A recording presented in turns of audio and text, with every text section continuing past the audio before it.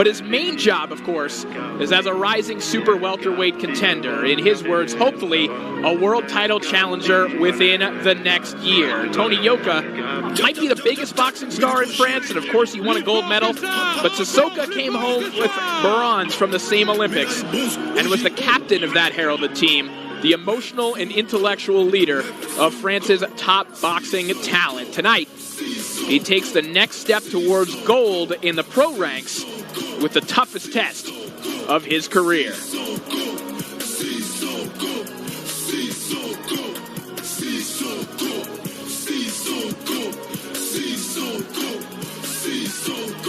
Souleymane Cissokho.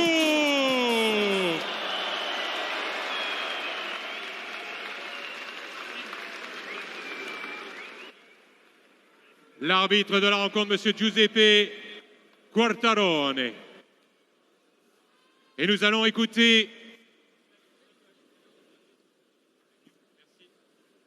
en l'honneur de l'arbitre italien l'hymne national italien.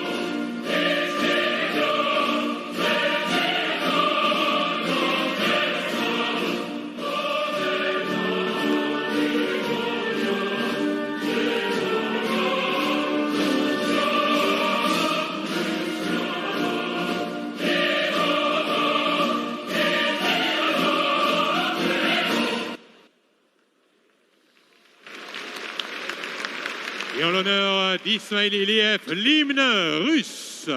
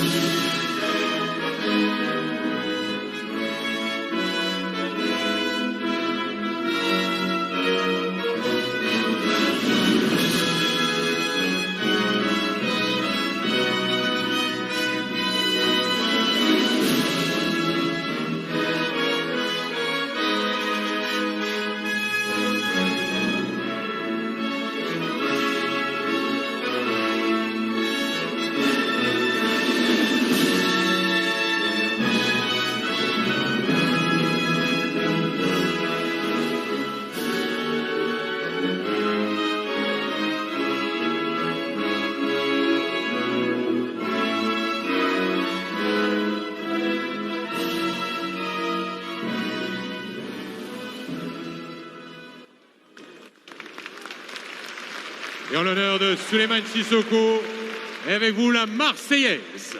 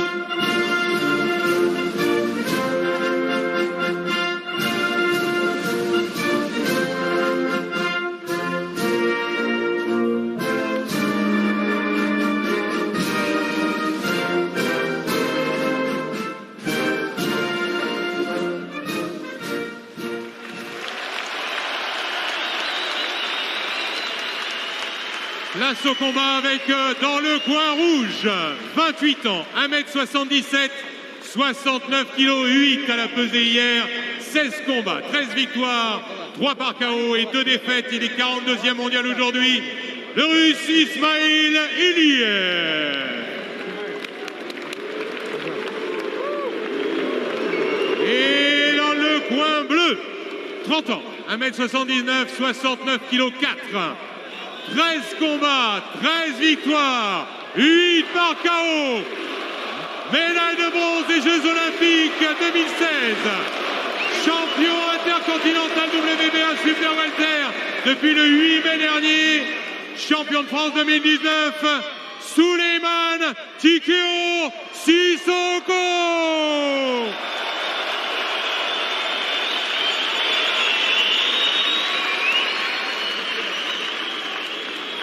And we are set for our co-feature as we take a look at the tail of the tape. Ismail Iliev. It's more professional experience than Cissokho, but of course the amateur pedigree of Cissokho. Very notable, the Olympic bronze medalist. Go ahead. Okay, no rabbit punch. Okay, good luck, bonne chance. Hear the ovation here for Cissokho. Cissokho chose to fight on this card. He could have fought on the Anthony Joshua, Alexander Usyk card coming up. He signed Anthony Joshua's managerial company, but he said he wanted to come back and fight here in France. This man is a hero in the community, particularly here in Paris. Every Sunday, you can go and train in the 19th district outdoors with Souleymane Cissokho, free of charge. He is a hero to the people here, and you can certainly hear it in the emotion in the crowd here at Roland Garros. Round one, Cissokho in the white trunks, Iliev in the black.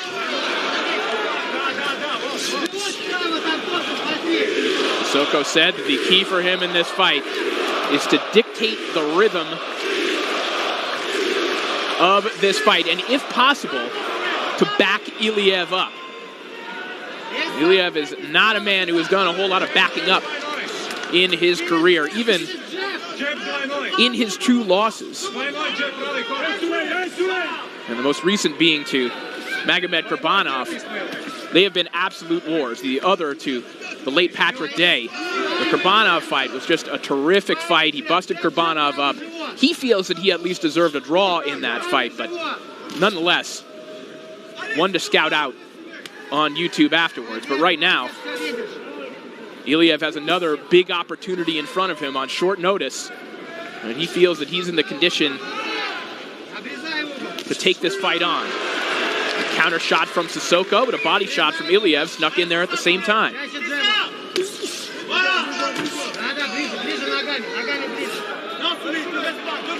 Saw Cissokho last time out, scoring a split decision win over Kieran Conway. That was in May on the undercard of Canelo Alvarez, Billy Joe Saunders. Somehow, one judge found a way to score the bout 97-92 for Conway, which frankly was not in line with reality. But Cissokho was dropped in the 9th round on an uppercut that seemed to bother his eye. So some observers do have some questions about his durability, and Iliev is exactly the kind of fighter who could produce answers for that.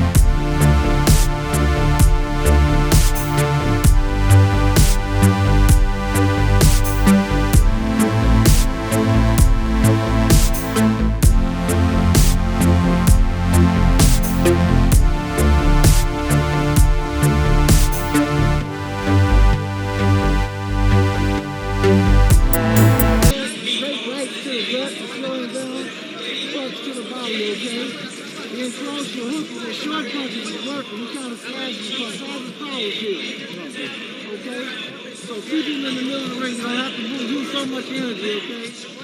Take your time. All right? Keep that jab working. Grab the glove sometimes. Put it out here. Disrupt his rhythm, okay? Good job. Allez, les gars, attention, bravo.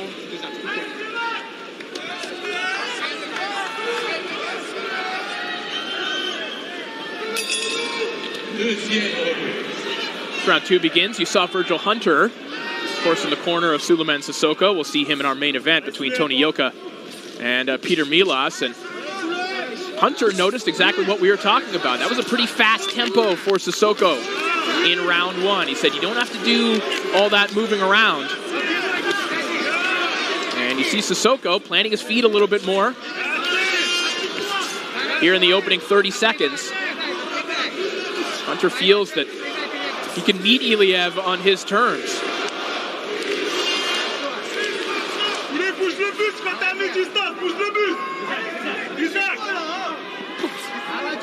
Cissokho trains with Virgil Hunter, but he also still trains with his longtime coach Ali Ubali in France as well. He says that they both bring different things. That Ubali helps instill that aggression in him, the body punching, the power punching. With Hunter, he says that the approach is scientific, that it's calculated, in his words, to the nearest centimeter. And interestingly enough, there's a good uppercut lands from Cissokho. Iliev has the same kind of arrangement. He spent the first part of this camp in Riga, Latvia, with Sandis Kleans, one of his trainers. He's been training with him for several years, and he spent the second half of his camp in Moscow, where he trained with the coach of the Russian national team, Anton Kadushin. So both these fighters with different trainers who they feel bring different elements to their game, and that's something we're seeing more and more often with high-level fighters. Think about someone like Devin Haney, who's had a collection of trainers who have brought different things. Both of these men implementing that same strategy.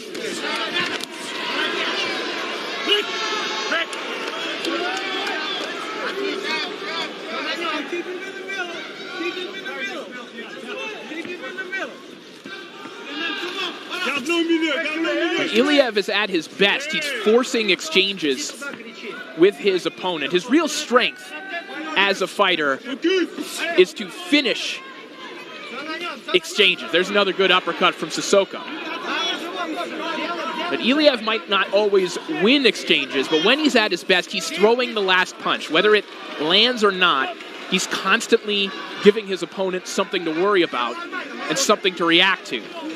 And thus far, for the most part, Cissokho has been able to do things like that.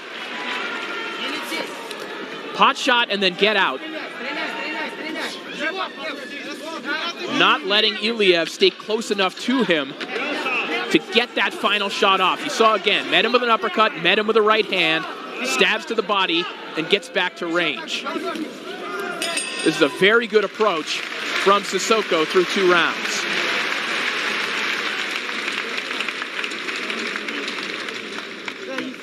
Coming like he was, right? You have the hand speed, so you can hit him with combinations anytime you want. Start countering now, okay? Use the jab as he's coming in. Once he commits, counter him, okay? So you're throwing an uppercut too far out, all right? Bring it in a little shorter. Step in with it, okay? You bring it a little too far out. The hook is there. Underneath is there. Okay, keep doing what you're doing. How do you feel? You good? Nothing bothers you. Good.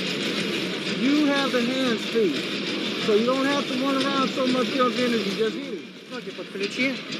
Левый прямой в корпус тоже делай. Понял?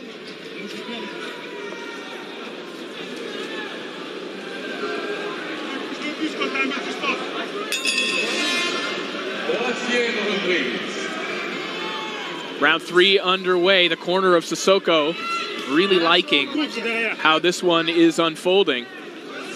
Cissokho, particularly in that second round, really able to neutralize Iliev, who likes to work in close, is a good inside fighter. Really a volume puncher. Only 3 knockouts on his ledger, but certainly not a feather-fisted puncher by any means. You saw the effect he had on Magomed Kurbanov in that fight that we'd referenced. Right hand from Cissokho connects behind the ear of Iliev. Another one and another one.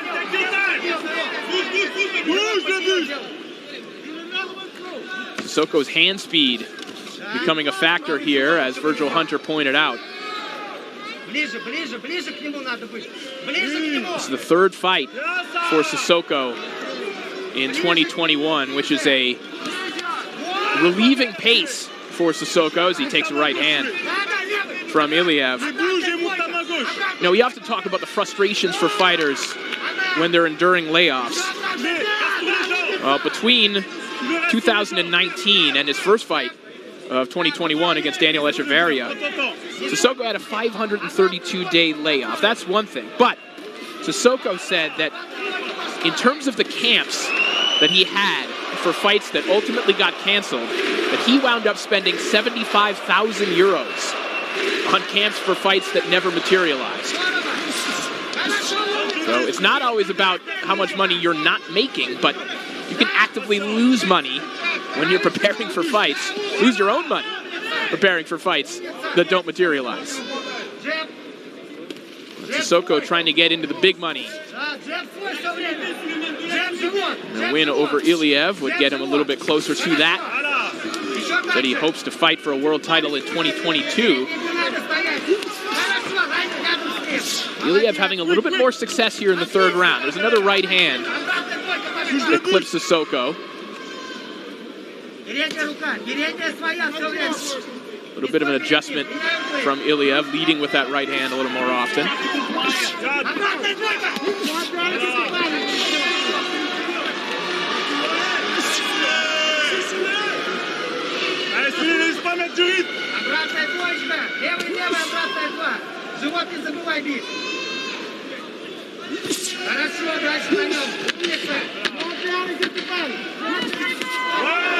Good left hook. Rocks Iliev back, and a cut opens up on the face of Iliev as well, as Cissokho starts to put a little heat on that right hand.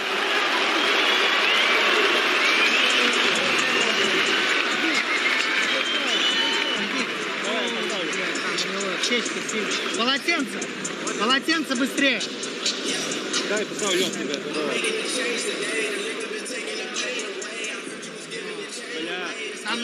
Там надо останавливаться. У него век рассечено.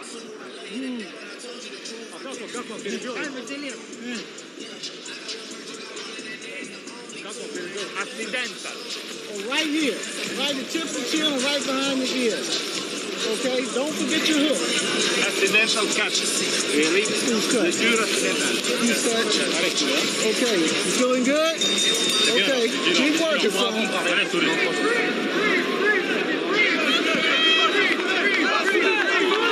Corner of Iliev taking a little extra time with that cut, which seems to momentarily be tidied up, but it didn't look great as he was walking back to the corner. We're going to be looking at that as Cissokho lands a couple of right hands right in the area where that abrasion would be.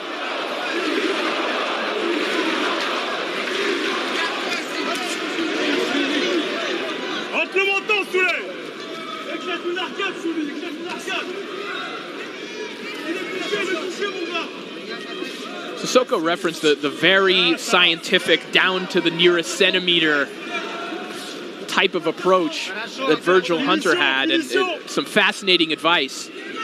As we were listening in there, Hunter was telling him to aim that hook. He kind of pointed at Cissokho's ear, said right here, just behind the ear. So more than just telling his fighter to throw the hook, which just landed on the tip of the chin, telling him in very precise fashion where he wants him to connect with him.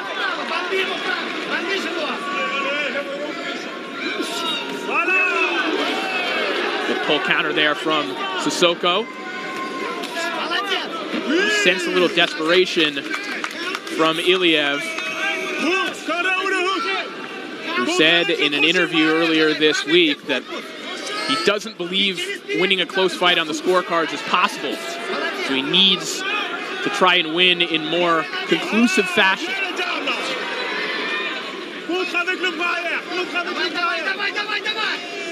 And that cut right now looks like a serious problem for him.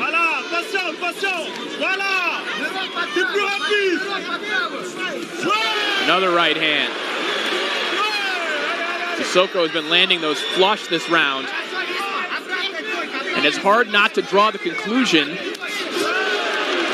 that the vision of Iliev is impaired as he gets rattled with a left hook.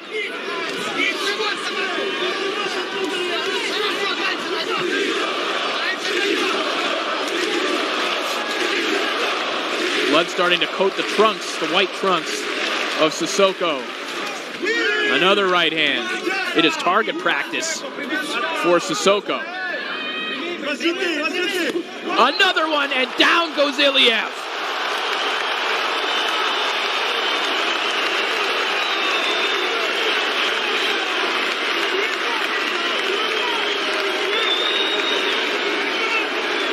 Iliev just not able to pick up those right hands. Can Cissokho close the show here? A big uppercut connects, but Iliev might make it out of this round.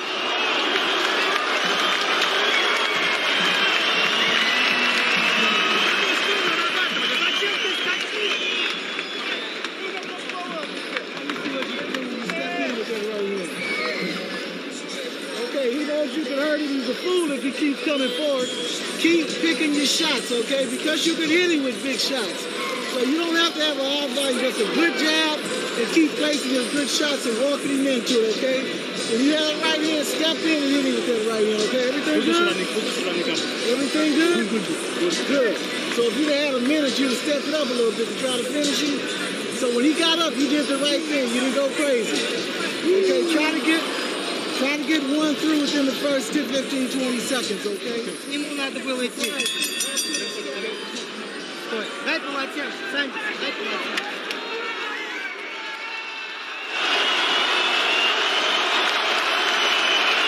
And it looks like this one is being waved off. That cut, you saw it in the replays. Just a nasty gash over the eye of Iliev. And those were some nasty right hands from Cissokho that were connecting. By far the most impressive performance of his career, and one he's going to remember for quite some time. An emphatic stoppage performance in front of a raucous crowd chanting his name here at Roland Garros. It can't get much better for Cissokho. A fixture in the community here in Paris and looking to become a fixture in the 154-pound title scene.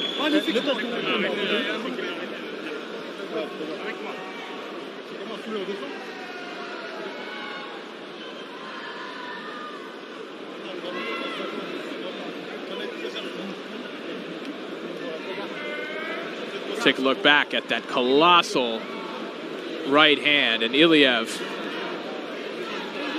I mean, even not landing flat on his back on the canvas is a feat of courage and toughness. And maintaining contact with his heel to the mat after eating that with that kind of cut. Iliev is a double tough customer who, again, took this fight on short notice, decided it was an opportunity he wanted to take. He took the Kurbanov fight on short notice and almost came up victorious. Thought he might be able to turn in a similar performance, but Cissokho, just a bad stylistic matchup for him. A rangy, long puncher. Cissokho, I call him a puncher, but he hadn't shown that kind of power in the past. But now sports 9 KOs in his 14 pro victories.